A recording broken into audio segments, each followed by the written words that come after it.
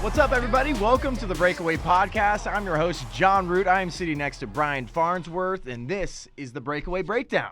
We're going to give you some of the most interesting, weirdest, and crazy stories we've seen in the sports world this week. Buckle up. Breakaway Breakdown with you boys. All right, the first story we got to touch on is it's Pride Month. So obviously you're seeing a lot of virtue signaling from teams, leagues, all over America right now.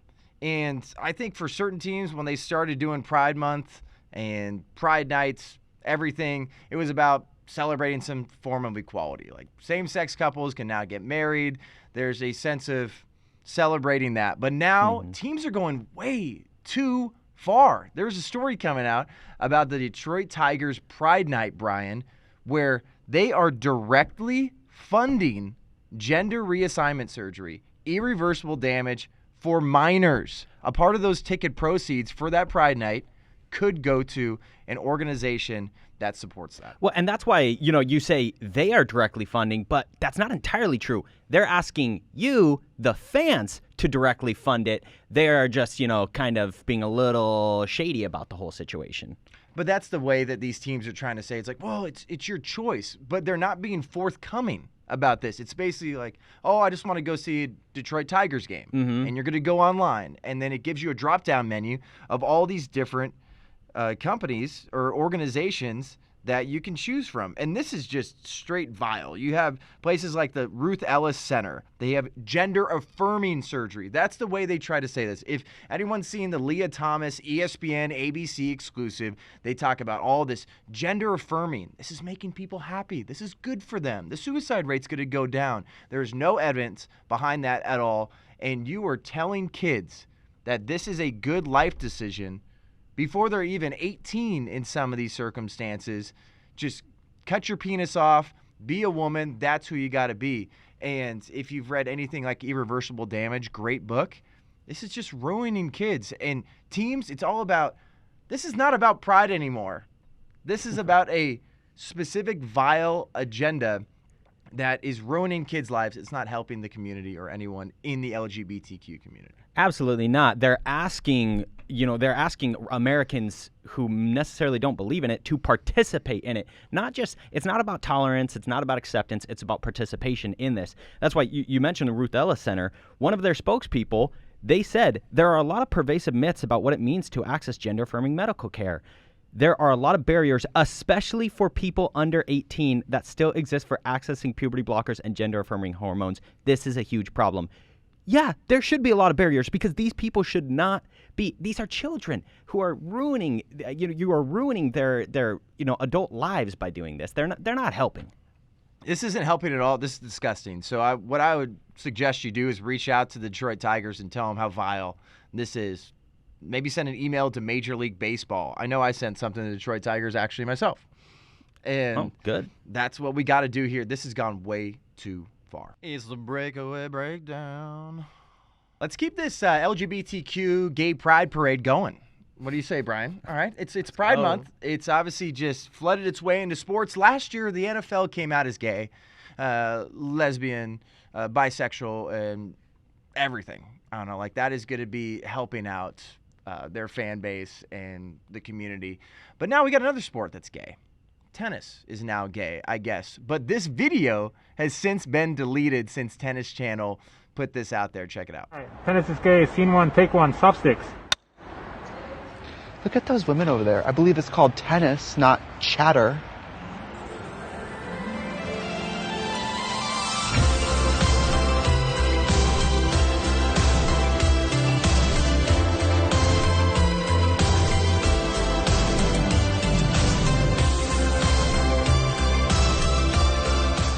All right, so what I will say is when I first saw this, I was like, this is ridiculous. This is another thing where an organization is going way too far. This is an American drag queen here, Trixie Mattel. And this is being promoted just like we're seeing what happened in Dallas to kids. They want drag queens in schools. They want it in sports. They want this everywhere. And I have no idea what this series is going to look like because they deleted it. they got a ton of backlash. I know people did not enjoy this at all, and it sounds like when you actually voice your opinion, you can make a difference. Be who you want to be, but there's no openly gay tennis player that I've seen, at least. I know there's been a few articles I was looking up, and they're like, well, there's one person missing from the Australian Open. I saw an article about this. It said Novak Djokovic. But you know what else is missing? An openly gay player. They're trying to force this. And we're seeing that so much in sports and in politics. They're trying to force history. They're not making history. Well, yeah, and what does drag have to do with being gay? Tennis is gay? No, you're trying to say tennis is drag because they are completely two separate things that are only connected through, progressive ideology. That's dressing like a woman and being gay are completely separate things. I don't get it. I don't understand. What are they saying? Also, in this video, too, it seems kind of sexist if you have this drag queen sitting there and it's like they're acting like there's females playing tennis over there, which they freely admit there's females, and probably what a woman is, probably just from seeing that, and saying, oh, it's called tennis, not chatter. Like, all this stuff is they're just eating themselves. But the real question is, what sport is going to be gay next? We had football last year. We got tennis this year. Maybe the NBA is going to come out as gay next year. I don't know. There's a few sports that I'd say has kind of those tendencies, but I don't want to get myself in trouble. A bold prediction, it's going to be NASCAR. Oh, man. I don't talk about the female stereotypes behind the wheel. That's it here. Breakaway breakdown. Just in case you forgot, it's Pride Month, and we're just going to keep that rolling here. There's just so many stories, and I feel like people aren't talking about this enough, but there's been a lot of backlash from the 5 pitchers for the Tampa Bay Rays that decided we are not going to have the Rays Rainbow Pride logo on our jersey while we play. They said because we are Christians, that is not what we stand for, but at the same time, people have to remember, even what Jason Adam had to say, he's one of the pitchers, said it was a hard decision because ultimately we all said that we want is for them to know they're welcome and loved here. There's a little bit of agony behind that because they don't want to be seen as hateful, but I want to give a huge shout out to Jason Adam, Jalen Beeks, Brooks Raley, Jeffrey Springs, and Ryan Thompson, because this is an incredibly difficult decision. And I will say, might as well just say this on camera, Brett Phillips is an active Christian himself. And I've talked to him before, and he's got a good heart, and he's obviously taken baseball by storm. I'm kind of surprised he didn't join them. Yeah. Because I feel like he's been very adamant about his faith and what his foundation is. But these guys right here, they stood up when everybody else has bowed down, and there's been an onslaught from especially people like Sarah Spain at ESPN saying that these guys are bigots. These guys are the worst of the worst. And it's like, what if we actually forced MLB players to wear a cross on their jersey for Easter? Do you know how crazy the woke mob would go? Like, this is the same kind of thing. Like, why are you forcing these on people? And it's all, I think it's just, again, it's an attack on Christianity, and this does not make these people hateful, and these guys should not apologize for what God said. Absolutely. No, I mean, I'm in full support of these gentlemen, and I think, we need to be able to support people who actually do the hard thing and stand up, because look, like I said, baseball probably has the highest concentration of conservative athletes of any sport in America. And exactly, there aren't just tons of other ball players coming to their defense. And so we are going to here at Breakaway. And the final thing I'll say here is he called out even the straight males and said, me as a Christian, say, we want to encourage the way Jesus lived and what he says in the Bible. But he said that Jesus also encourages me as a heterosexual male to abstain from sex outside of the confines of marriage. It's no different. So I love when he brings up something like that where it's like, this isn't some cardinal sin to be homosexual or be attracted to the same sex or have that temptation, however you want to break it down, Christian or not. He said, I still have to hold myself to a standard, and I'm not going to buy into the sexual immorality, gay or straight, whatever you consider yourself. But I think these guys, it's way more courageous than anything Colin Kaepernick's ever done. It's way more courageous than we've seen anybody else that has kneeled for the anthem. These guys are standing on their foundation. They're standing on their faith, and I think they deserve our respect no matter what side of the aisle you're on. Breakaway breakdown. Let's keep the trans train rolling, Brian. Goodness gracious. So this story that came out of the state of Carolina. North Carolina, you got the Carolina Panthers. They added their first trans cheerleader, which is the first transgender cheerleader in the NFL. Justine Lindsay announced this in March, though, but it's kind of taken the sports world by storm a little bit. Makes sense because it is Pride Month once again, and made the squad here. And I think, once again, be whoever you want to be, but it seems like it's almost another man taking over a women's space. There's been male cheerleaders here and there, and I know we've had our views on that, but now you have someone that is biologically a man that is jumping into a predominantly women's sport or section or whatever you want to call industry, that whatever space, and taking a spot away from someone that deserves it. Yeah, I mean, Carolina has kind of felt like just the epicenter for a few years now because obviously the bathroom bill, and so that's probably why they wanted, they probably in some really, brainstorm meeting go, oh, how can we do the best thing to be inclusive and whatnot. And look here, Carolina Panthers owner, who he bought the team a couple years back, David Tepper. What you need to know about him is he plays both sides so that he can come out on top. I mean, all he cares about is money, clearly. I mean, back in 2015, he donated to both Senator Chuck Schumer and Senator John Boehner. And then the following year, he donates $1 million to Jeb Bush's campaign, openly against Donald Trump, former President Donald Trump. And so, look, this is a guy who he literally just goes and does anything he can to get favorable popularity. And you don't want people like that. You want people who stand up for real values rather than just playing both sides. And once again, too, I know I've said this before. I think we are fabricating history and forcing history instead of making history. And it's like, I don't understand how we live in this world now where it's just constantly men taking over women's spaces. There's plenty of other opportunities to do what you want to do. Be who you want to be. But I'm not going to call Justine a she. I'll call you Justine, but I'm not going to call you a female cheerleader. And I think just adding trans before all this, like this is some sort of major progressive move by the NFL, by the Panthers, that should be celebrated. This is only ruining the cheerleading industry. It's ruining football. It's making more people tune out. And most importantly, this is ruining Justine's life. You keep encouraging things like this, more and more people are going to come out as trans, they're going to come out as bisexual, and more we're going to see men take over women's spaces, and that's something we at Breakaway are going to continue not to stand for. Breakaway breakdown, fellas. Let's talk B-ball, baby. We got my Golden State Warriors in the NBA Finals right now. They look pretty good in Game 2. Steph Curry might be on his way to a Finals MVP. We'll see what the Celtics are going to do.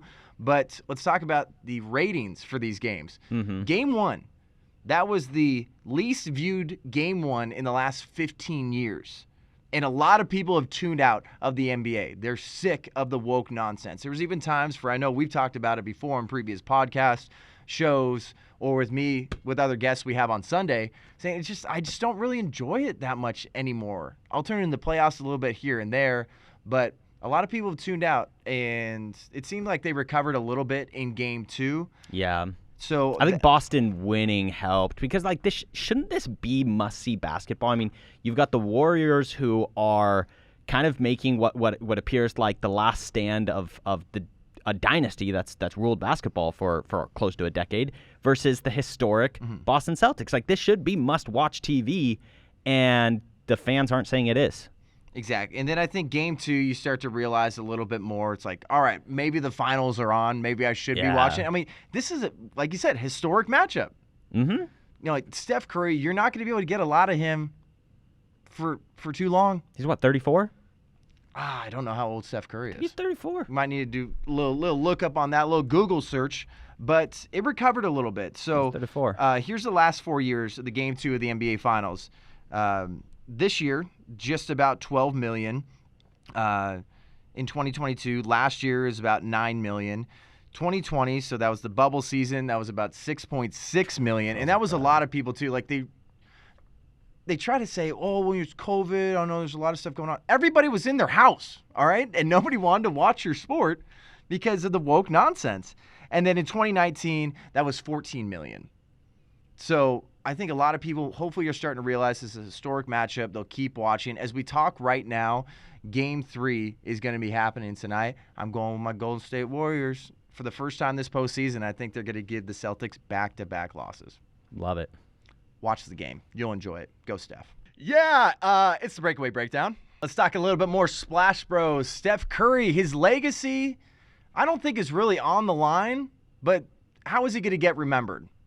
Game 2, another fantastic performance from Steph Curry. After that, this put him in some rare company, Brian. Listen to this. Break it down.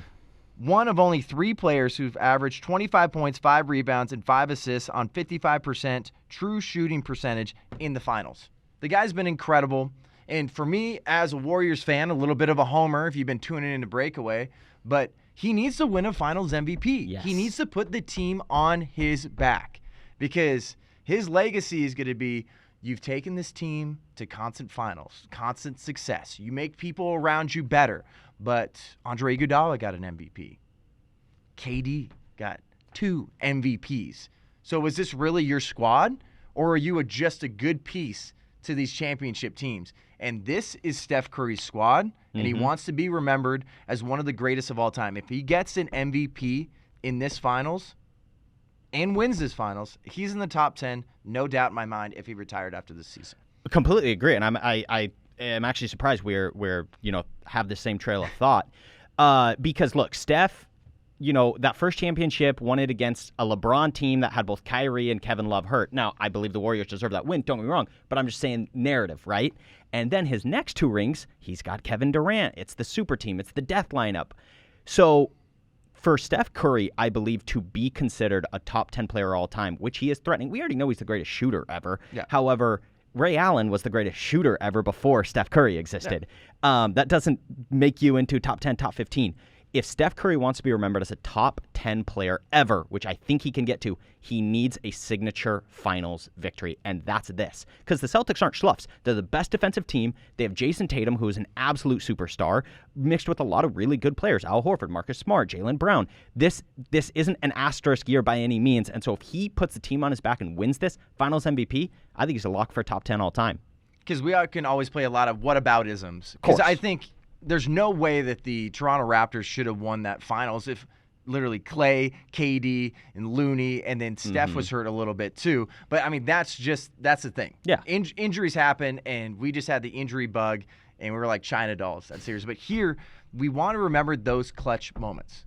LeBron's got his clutch moments. Absolutely. He's got his signature moments. That signature moment about him chase down block on Iguodala, that rips my heart out. It's kind of like seeing the Jeter flip. Another one of my teams where I'm on the bad end of it. It's kind of like the Tom Brady signature win, too. Like, everyone's got their signature moments. Steph needs to have his signature moment, and then his legacy will be locked. He'll be in top 10 of all time, and no question will be asked about, should we have this conversation about Steph's legacy? Is he really that good? Is he just one of the best shooters? He's not just only the best shooter, one of the greatest players of all time. Breakaway Breakdown with your boys. Aaron Donald is getting paid, baby. He is making some major buckaroos. He's going to be the highest paid non-quarterback in the National Football League. So according to reports from Adam Schefter, who also said that Tom Brady's retiring. So I guess we have to take it with a grain of salt a little bit, but he's scheduled to be paid $95 million over the next 3 years, which is about a $40 million raise. And this puts him above the $30 million per season mark. First non-quarterback for this money. And I think there might even be an aspect, he's a little bit underpaid. Such a game wrecker. I mean, yeah, raise is the right word because he didn't need a new contract. He had 3 years left on his deal, but he was probably making it was somewhere around like an average of $15-ish million a year for those 3 years. And this was him just going, well, and remember, he kind of like threatened retirement, like, I've done everything I want to do. That's exactly why they did this. Yeah. They're like, we don't want you to retire. Stay. Here's the money. Just like Scrooge McDuck situation. Okay, like, on throw all a the team money of at him. stars, like bona fide stars, like they are full Hollywood, baby. He is still like the one that like the fans, the NFL, everybody loves because he's the best defensive player in football. And so, I mean, he earned every penny of this money. I mean, I don't think they win that Super Bowl without the game-wrecking nature of Aaron Donald. And I think people are going to understand even more this season how good Aaron Donald really is because they don't have Von Miller anymore. Von Miller's now with the Bills. Yep. Right. And he's going to have the ability. He's going to have a lot more guys swarming to him. He's going to get a lot more double teams. But in general, you're going to find out how good this guy is and how he's worth every single penny of this new contract. Congratulations, Hollywood. You're getting your money. You're getting paid. It's the Breakaway Breakdown. All right, speaking of getting paid, Deshaun Watson got paid, and I guess so did some of his massage therapists. There's more details that came out from the New York Times, who obviously is going to do a lot more research and investigation into this than the National Football League, which is absolutely disgusting. We talked about it in length, how the National Football League has sexual assault and sexual misconduct every single year, it seems like, and they downplay it. And we're hearing news that when I say he got paid, you got that 5-year, $200 million contract from the Browns. You can have the morality conversation, but in sports, it's like if you can play, you can play. And we're going to push that to the side because it's all about their bottom line. Are we going to be able to win football games? But how in the world is there more news coming out like they're shocked about?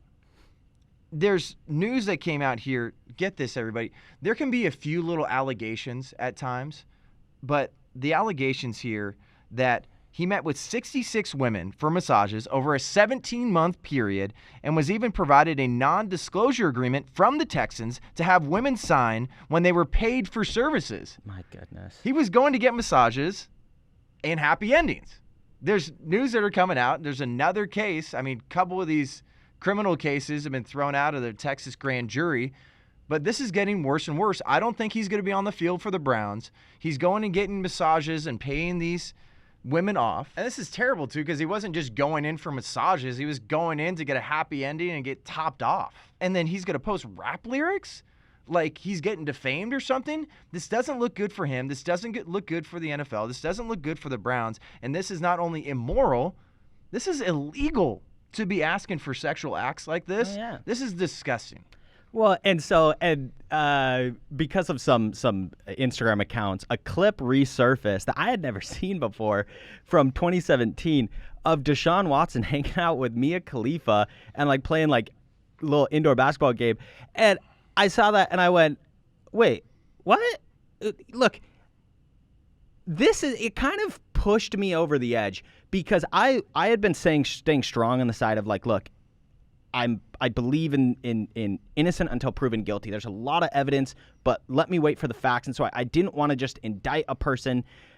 But my goodness, like it's just one of those things where it's like the straw that breaks the camel's back. Like, wait, dude, you were hanging out with porn stars? Like it just shows a track record of who you are. And it's like, Deshaun, my goodness, dude, like get your freaking horniness under control. Like, so that's my problem is I think we're starting to see just a very clear picture of who this guy is, and he's not a good dude. And then the Texans aren't a good organization either. Like, I think there was so much about, the Browns and the Falcons and the Panthers, they were willing to push that morality issue to the side to try to hire someone as their quarterback to try to win ball games. And the Texans now, you're hearing this news like a former Secret Service agent, Brent Cara, was the director of security for the Texans. He provided the non-disclosure agreement. And then the Texans provided Watson with a place at the Houstonian Hotel. And it's insane. Like, this is not just about Deshaun Watson. This is about the NFL. This is about the Texans. This is about the Browns. This is about this whole system that they have going on that is trying to devalue sexual assault and try to push this stuff to the side like we have stand-up guys behind center and on the field. They have to figure this out, and they have to answer for this. And it seems like the NFL is just dropping the ball consistently. Wait, who is this former Secret Service agent? So this guy was Brent Nakara. Who was he Secret Service for? I'm not sure who was the Secret Service agent for. Because I wonder if his shady ways is something he learned while he was, working for the government, working for the White House. Really curious. Maybe he worked for Billy Boy Clinton. Picked up a couple things there. Maybe he did. So if someone gets whacked off, killed-wise, you'd probably know who it came from. But I think in general, the NFL needs to stand up. This is disgusting. Deshaun Watson, there's no chance this guy is going to see the field next year. Not after this. No way. Breakaway breakdown. Man, the PGA Tour is going through it right now. There is a lot of big-time stars, including Phil Mickelson, Dustin Johnson, Sergio Garcia, Graham McDowell, Patrick Reed, Bryson DeChambeau are going to be joining the Saudi-backed LIV Golf Series. Mm-hmm. And this is going against their PGA Tour requirements. And basically, the PGA Tour has not let any of these guys play anywhere else. They have a monopoly on these guys. They're giving up their tour card to get paid. A lot of this breakaway breakdown is about getting paid. Like, there's Phil Mickelson's making $200 million. That's guaranteed. You got to win golf tournaments in the PGA Tour to get paid. A lot of these guys have won big-time tournaments. But that is without even doing anything at all, $200 million. Dustin Johnson, another guy that's joining the LIV Golf Series, $125 million. And get this, you get a guaranteed minimum of $120,000 just for showing up to any LIV golf event and finishing dead last. Wow. 120K to finish last, I'll take that any day. But actually, no, the truth is, I say that, and maybe in that situation I would. Or I kind of agree with what Rory McIlroy came out and said. And Rory said, look, decisions you make in your life purely based off money normally don't end up turning out to be the right call. And I agree with that because also I'm looking at this as Saudi funded, and I don't want to increase the amount of financial incentive that the Saudis have in America. I don't like that. That's why this is such a tough conversation, because there is so much Saudi money and ownership and investment into major soccer clubs. Mm-hmm. We never hear about that. Also, if you are trying to get after these guys for getting all this money and going with the Saudis, but you have nothing to say about the NBA going and playing preseason games and having a partnership with Tencent, which works with the CCP, to make a bunch of money. Obviously, it's not going to be a black and white issue here, but Dustin Johnson said this is the best thing for his family. And I'm so torn here because there's so much geopolitical intrigue behind this. Yeah. And you're losing some big-time stars who they're going to allow to play in the U.S. Open. So it seems like the PGA Tour is playing defense a little bit. You're not just losing Phil Mickelson. This is not just a Phil Mickelson controversy anymore. You're losing big-time stars, and they're making a lot of money, and it's really intriguing, even the way that they set this whole system up. Like, you got captains, and they pick people for their team. So you have individual, and you got team, and it's like the Ryder Cup. And golf's more exciting, and it's got more money. And we also have to remember their first tournament is going to be in London. That's coming up very, very soon. But 5 out of the 7 tournaments are going to be in the U.S. So a lot of people pretend like, oh, this is just international. A lot of these are going to be on U.S. soil. Yeah. But this is going to rock the PGA Tour, and I think this is the biggest controversy to hit the PGA Tour since the separation from the PGA of America in the 60s, when I wasn't even a thought yet. Good luck, PGA Tour. That's the Breakaway Breakdown. We always cover some of the most interesting, crazy stories in the sports world, obviously in a non-woke way. This is the best non-woke sports talk and conversation. I'm your host, John Root. Make sure you subscribe to us. Make sure you hit the bell so you get notified for all that great content. We're also on Instagram at TPUSA Breakaway, and we are on Apple and Spotify. Make sure you subscribe, follow, leave a 5-star review. Appreciate you guys, and we'll see you next week. Puts it out.